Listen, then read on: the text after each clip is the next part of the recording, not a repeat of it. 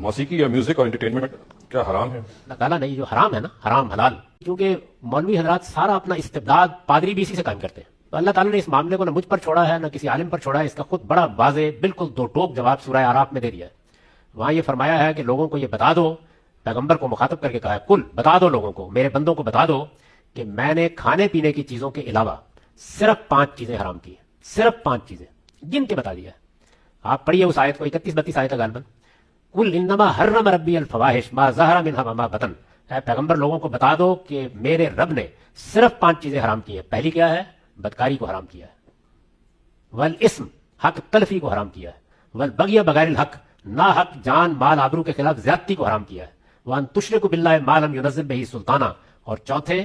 اللہ کے ساتھ کسی کو بغیر دلیل کے شریک ٹھہرانے کو حرام کیا ہے، اور 5واں کیا ہے؟ وان تقولوا علی اللہ ما لا تعلمون، اپنی طرف سے لوگوں کو یہ کہنے کو حرام کیا ہے کہ یہ حرام ہے۔ آپ نے سنا مسٹر جاوید احمد گامدی نے قرآن حکیم کی آیت میں تحریف کرتے ہوئے اپنے طور پر اس سے استدلال کیا، موسیقی کو، گانے کو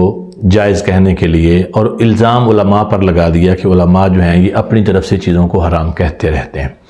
اور اس کے علاوہ انہوں نے ایک مضمون بھی لکھا 2004 میں موسیقی اور اسلام کے نام سے، اور اس میں پورا زور لگایا کہ کسی طرح موسیقی کو جائز قرار دیا جا سکے، لیکن حقیقت یہ ہے کہ جس چیز کو اللہ اور اس کے رسول نے حرام کر دیا ہو، کسی شخص کے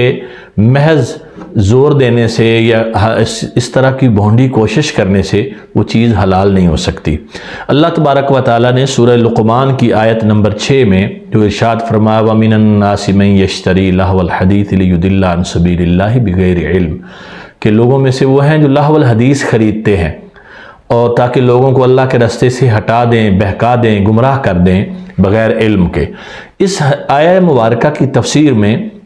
حضرت عبداللہ بن مسعود رضی اللہ تعالیٰ عنہ نے 3 مرتبہ قسم کھا کر یہ فرمایا اس سے مراد آلات موسیقی ہیں کہ جن کو خرید کر لوگوں کو گمراہ کرنے کے بارے میں اللہ تبارک و تعالیٰ نے یہاں بیان فرمایا۔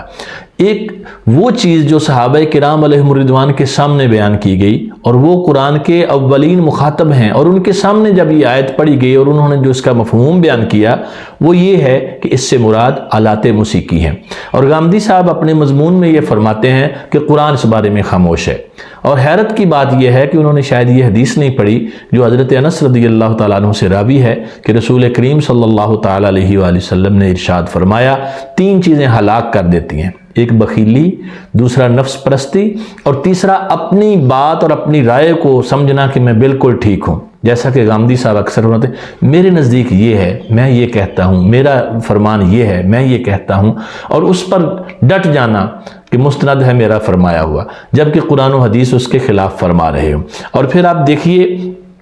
ایک صحابی نہیں، تمام صحابہ کرام علیہم الرضوان اس آیہ مبارکہ میں لہو الحدیث سے مراد آلات موسیقی ہی لیتے ہیں، اور گامدی صاحب اس بات کا خود اعتراف بھی کرتے ہیں کہ چاروں مذاہب کے جو فقہا ہیں، امام اعظم سیدنا ابو حنیفہ ہوں، امام شافعی ہوں، امام احمد بن حنبل اور امام مالک ہوں، وہ سب موسیقی کو حرام کہتے ہیں۔ اور بعض صحابہ کرام علیہم الرضوان کی طرف جو بلا سند بات منسوب کی جاتی کہ انہوں نے گانا سنا یا گانا گایا یا اس طرح کی بات، تو امام ابن حجر اسقلانی رحمۃ اللہ تعالی علیہ فتح الباری جلد 10 اور صفحہ 543 پر اس کے بارے میں فرماتے ہیں لیکن لم یثبت من ذالک شیء، کہ اس بارے میں صحابہ کرام سے کوئی چیز ثابت نہیں کہ انہوں نے کوئی گانا گایا ہو یا اس طرح کی کوئی بات۔ ہاں محض اشعار پڑھے جائیں جس میں حرب و ضرب کا تذکرہ ہو، حسن اخلاق کی بات ہو، اللہ کی حمد ہو، یا نبی کریم صلی اللہ تعالیٰ علیہ وآلہ وسلم کی نعت ہو، اور ان کو ترنم کے ساتھ آواز کو اچھا بنا کر پڑھا جائے، تو اس کو غنا کہتے ہیں بعض عرب کے لوگ، لیکن یہ حرام نہیں ہے کیونکہ اس میں کوئی آلات نہیں ہے، اور نہ ہی کلام میں کوئی ایسی بات ہے جس پر شیطانی کلام کا اطلاق ہو سکے، جیسے کہ عشقی اشعار ہوتے ہیں، فسق و فجور والے اشعار ہوتے ہیں، اور ان میں جذبات کو بھڑکانے والے اشعار ہوتے ہیں، تو ایسے جو اشعار ہیں ان کے بارے میں منع کیا گیا، چاہے وہ غنا یعنی گانے کے انداز میں ہوں، باجے وغیرہ اور میوزک کے ساتھ ہوں یا اس کے بغیر ہوں۔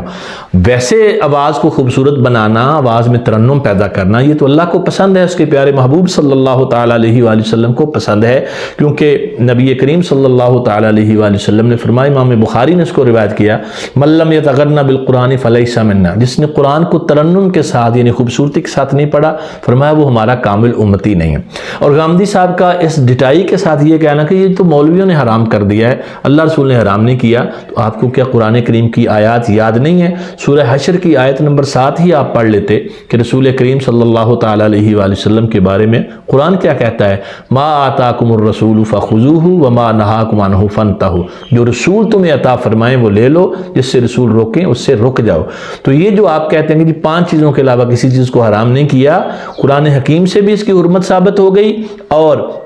नबी करीम सल्लल्लाहु ताला अलैहि वसल्लम की कसीर अहादीस हैं जो इसकी हुर्मत पर दलालत करती हैं। अइम्मा फुक़हा और दीगर जो मुहद्दिसीन हैं सब ने आलात मौसीकी को हराम करार दिया। जिन रिवायात से इस्तदलाल करने की आपने कोशिश की है वो रिवायात या तो सही नहीं है, दर्जा सेहत को नहीं पहुँचती कि उनसे इस्तदलाल किया जा सके, या उनका मफ़हूम वो नहीं है जो आप बयान करना चाह रहे हैं। अल्लाह ताला समझ की तौफीक अता फरमाए।